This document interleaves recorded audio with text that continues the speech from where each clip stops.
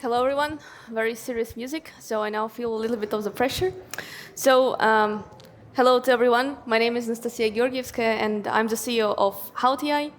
Startups have a lot of dreams: how to make an excellent product, how to conquer the world, how to save the world, how to fundraise, how to maybe make a little bit of money out of what you're doing. And sometimes it helps us if we have a customer. A good customer, a big, nice major logo. So today I'd like to tell you about my founder's journey, how our company landed first customer, which was a big brand.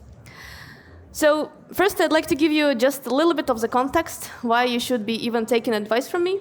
So Haut.AI is a B2B SaaS platform for beauty intelligence. So what it means is we're offering software as a service for clients to help personalize purchases online using computer vision technology. So we're based in Estonia, in Tallinn. Happy to visit Tartu for this amazing event. And let's talk a little bit about our clients. So our clients initially were corporations. We have clients on board like skincare manufacturers like Nivea. Probably some of you have this Nivea cream at home, so that's a wow customer as well. And some of them are multinational, like multi-brand retailers like Ulta Beauty, one of the largest skincare retailers in the US.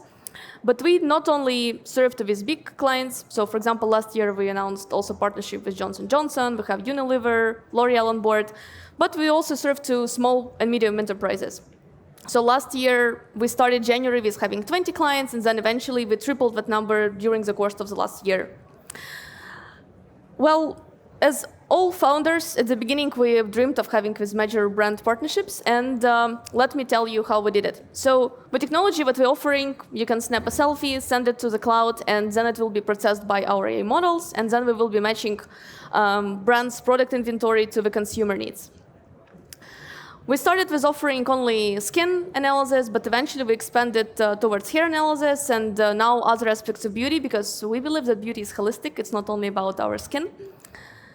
And I think before I jump into specifically talking about big partnership, let me give you a very quick founder's journey. I'm a first-time founder. It's my first startup. I hope it's not my last startup.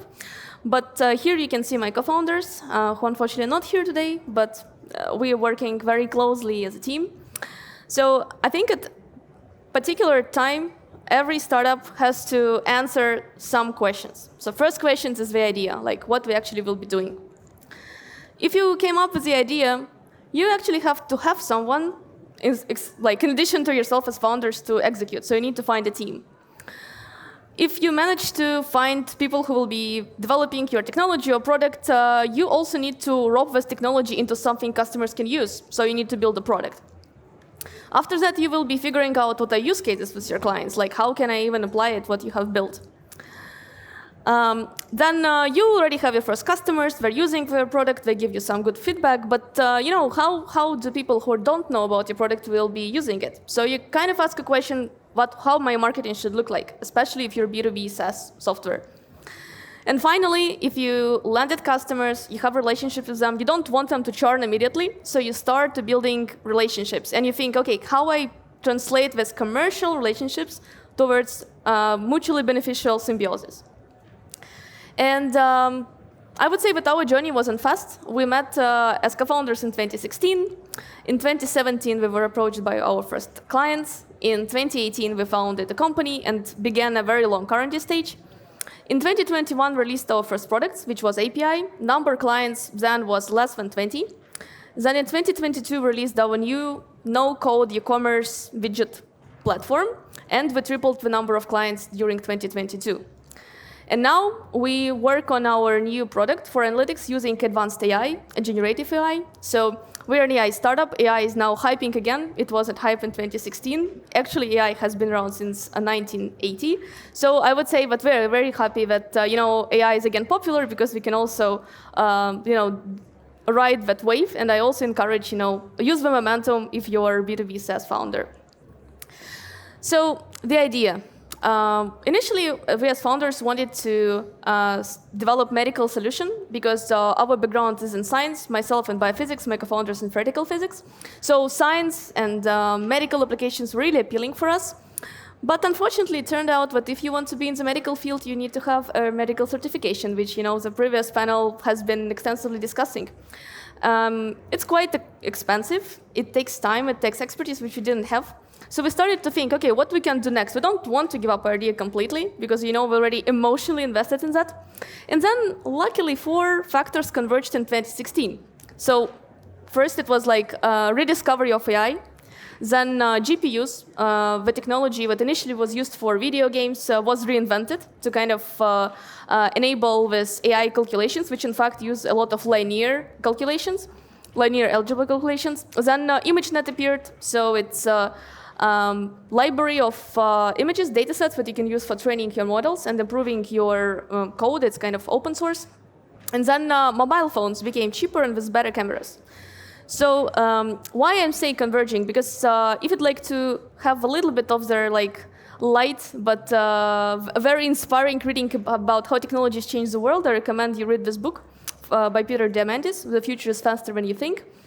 So we thought, okay, it looks like the most important hardware investment, mobile phone, is already in the pocket of the consumer. So why don't we jump into that, and instead of doing medical topic, we graciously pivot towards doing wellness technology and non-medical applications.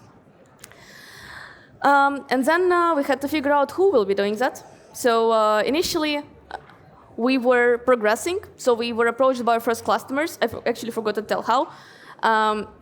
When we came up with this idea that we will not be doing medical applications, but rather like beauty consumer tech, we launched 2 apps. 2 mobile apps that would you can download with iOS and Android and just scan your face and get assessment of your wrinkles.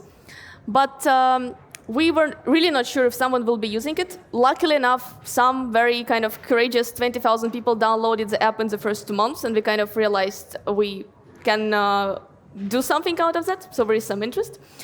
And then we were approached by our customer when it was Nivea, so it's again blue box with their kind of white letters, which everyone has at home. Really good cream, really good company, and really extensive R&D. So we launched a Kickstarter campaign to drive more attention to our B2C apps, and this is how these clients found us. We started to get more increasingly sophisticated requests from our customers, so we need to figure out who will be doing that. We also realized we need to have more people to kind of execute what we want to achieve. So my co-founder, he's in the middle with a beard. He said, I know a cool guy, but he's now a data science lead in a bank.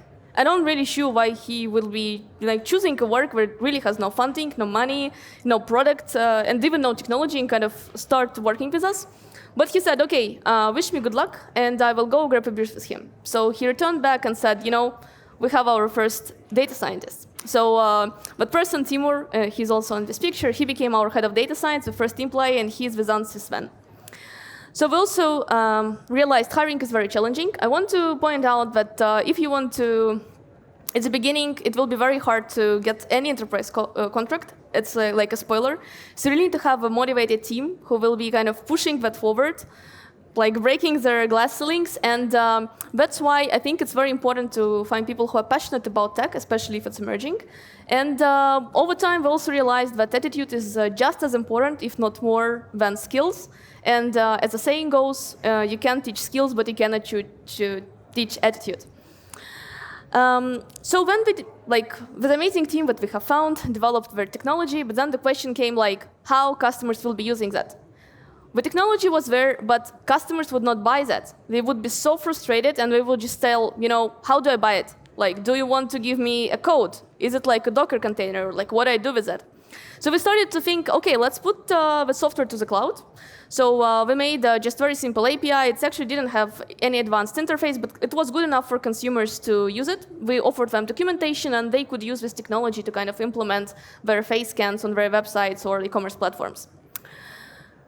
This is when we launched our first big partnership with Ulta Beauty. Ulta Beauty is the largest US skincare retailer with 13,000 locations in US only. So they have 32 million loyalty club, and after extensive technical and legal due diligence, and every tech founder should also be prepared for that if you want to land a big deal, we finally became their official vendor of technology for consumer-facing applications. But then we became more ambitious and we started to question ourselves how we can now sell more. Because there is only 200 big companies/brands in the world. We wanted to land more customers. We realized that small customers couldn't buy API. They were always contacting support because they couldn't integrate API. They were constantly getting errors. We don't have developers. So we realized that we need to streamline the delivery. And then another important thing is that we noticed that beauty industry is very immersive. How many of you would go to the shop and smell the perfume, or take a bottle and see if it's heavy enough, it's nice to hold it, if it has good colors, does it match, I don't know, maybe your bathroom? So beauty is very immersive. So we needed to give every small customer who we also wanted to land an opportunity to customize their experience. So this is when we developed this no-code solution. We did it January last year. And you can tailor everything, your recommendations, your copywriting, your images, your logos, and consumers loved it. We didn't have to code anything. We could take it straight away and put it on their website, and this is what helped us triple the number of clients. Then overall, if I were to summarize, what is the main difference of working with SMEs versus working with big corporations? So truth to be said, corporations can take something which is literally undercooked. They can take their development team and build additional layer of business logic on the top of your solution. So they can tolerate, some imperfections, but they will never tolerate not secure, not reliable solution. So it has to be very productive. It has to handle the load, but it doesn't have to be super, super finished. Small companies, on the other side, want to have the best-in-class product that's ready to use, and also at the lowest price. So while you can land them maybe 5 times faster, you also need to understand that their expectations are still quite high. And then the use case development. I want to say that, the tech founder is so seductive to admire your technology, to think how cool it is. It's so amazing. But I think it's always important to think what your customers want right now, right? So what features they want. Don't kind of let your product stop and kind of never evolve. So, someone else comes and makes it better than you do. Then, unfortunately, sometimes clients are like puppies in a way that they don't speak with you, right? So they can only look at you with sad eyes and kind of be a little bit disappointed. So that's why if your customers speak to you, it's kind of the best possible customer you can have. If your customers don't speak with you, you need to observe what they're doing, how they're interacting with the software. There are multiple programs to do that, but you kind of need to get some insights into what their experience with your product is. And again, for founders, especially first-time founders, your experiences, conversations, if they were unsuccessful, maybe someone said that your technology is super bad and you kind of you should exit the business. It's also helpful because you will digest it into a helpful feedback. And I think it's also important to keep an eye on the trends. So subscribe to the media that covers your industry, to keep an eye on what's happening so that you can always be aligned with the trends. So kind of never think that you are the only one who is disrupting the industry and someone else is doing nothing. So finally, how to reach out to big customers. So first, you need to find out where your decision makers are. So decision maker, as you all know, it's a person who has the decision, he holds the budget, and if he likes your product, likes your idea, he will be able to kind of budget it from their corporate funds available for this, what's very important, financial period. So as you probably know, sales is a game of numbers, but always you have to personalize your message when you reach out to corporate clients. Then let's say you were spamming someone, hopefully not on LinkedIn, and finally they said, okay, at least they answered and said, it's maybe interesting. And then they're now thinking, should they kind of allocate 30 minutes of their time to kind of spend with you, or maybe not? So that's why first thing we will do, we will Google you. We will Google yourself, your company, what you're doing. Do you have any social media presence? Do you have any publications? Can we understand from your website in 5 seconds what your company does? If that's not in place, it's unlikely that they will take the call. Finally, it's quite helpful to define what's your selling strategy. So are you selling very particular offering and you want to sell exactly that? Or are you selling some kind of long-term vision, the product that doesn't exist but you want to build it, maybe co-develop together? If you have specific product offering that you want to sell, you better come up with some stats about your product, what it does, what it will give to the client, to make it clear and to them and set up the expectations. If you don't set up the expectations, your conversation with corporates can extend from 3 months to kind of unlimited time. And finally, yes, be clear with what you offer. If you're clear what your product does, what it cannot, if they ask, you will have much faster deal flow with corporates than if you don't. So finally, how do I sign those big names? I mean, I don't have the answer, but I just can tell you how we found our first clients and continue finding them. So 5% is outbound sales, email, chains, LinkedIn outreach, all of the standard tools. 15% are now for us existing customers' referrals. So if you have a nice product, eventually people will learn about that. And 80%, right now clients reached out to us. Why did they reach out to us? Because they were looking for technology to personalize the offering, because our company website CEO explains what exactly they will get and how it will address the problem of customers bouncing from the websites, customers never getting back to the website, so retention is low, or not converting into purchases. So our website has this keyword, so whenever customers are Googling, because trust me, we're selling computer vision software for skincare, customers are not Googling it like that. So we're Googling something like face beauty app, I don't know, anti-wrinkle simulation. So you also need to understand their language, their lexic, because it can be very different from what you are using in your team. And finally, I just want to encourage everyone, if Haut could get 80 clients without having any insiders, or like none of us ever worked in any FMCG company or now in the pharma, you can do it as well if you have a good product and you also are willing to share it with the world. So a question, is it enough to have a good product and, let's say, social media presence to sell to corporates? The answer is no, because corporates are affected by a lot of different factors. We're not doing any deals because our margin calls didn't arrive, or you contacted us in the wrong cycle of our budgeting, or maybe a decision maker is transitioning because we have a restructuring. So all of that might affect your sales. It's nothing to do with your product, it's nothing to do with you, with your company. It's just not the right time for this decision maker to kind of let you in the game. So what to do about that? Reach out to them again. You can ask them straightforward. Do we have the budget now? What's your budget? Like, can we contact you, I don't know, in 6 months and kind of circle back to that? Second problem is corporations may be able to pay more. We generally pay more than SMEs, but they often expect special treatment. So the trap here is that you don't want to customize the product too much for them. Don't tell them, I will customize and tailor everything for you. It's not true.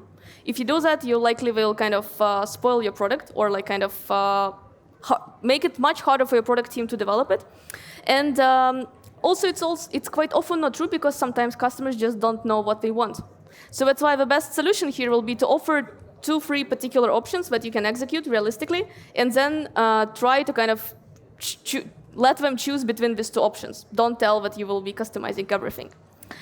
And finally, long times. An enterprise deal can take anything between 3 months to 8 months to 16 months. Really depends on what's the price point for your software and how big the company, how big the contract is. So we had deals which were like negotiated something between 6 to 18 months. So you have to be just patient and know it's not only yourself, it's how everything works. And if you finally manage to have a corporate client on board, build strong relationships with them, it will take time and effort, but you will get some benefits. And here they are. So first, credibility. If you have one big logo, it's likely that another big logo will also follow. Then corporates are great in a way that they're trendsetters. So they kind of very well connected. They know everything that's happening in the industry. So if you have close relationships with corporates, you will be able to get a very good feel of the market. What you should be doing, how you should be doing. Because all of these trends then from their up go to the bottom, and this is what SMEs will be adopting at some time point. Finally, you will get interesting knowledge about your own offering. You will learn why customers are buying your product, and maybe they're solving a completely different problem that you were thinking about. So you will be able to productize your offering the more you talk with corporations. And finally, you will have insights about your company. You sometimes will get insights, what's your competitor's pricing, what's their uptime, what's their SLAs. And all of that will also help you shape your product and shape your sales strategy. So I highly encourage to think about that aspect as well, in addition to, of course, having higher checks. And key takeaways. First thing, you make sure that you have presence in the internet, which is kind of credible and looks nice. 5-second glanceable website that explains what your product does. Don't forget that in addition to money, you will also get a lot of insights about your products. Be clear about what you offer. You can be kind of quite vague, but it just will take you more time to close the deal. And finally, brand will give you a lot of credibility and boost, so kind of utilize it for your leverage, negotiate a press release, announce your partnerships, because whenever a new big logo will be Googling you, they already will see that you're looking with another big logo, so it's much more likely that they will start contact with you.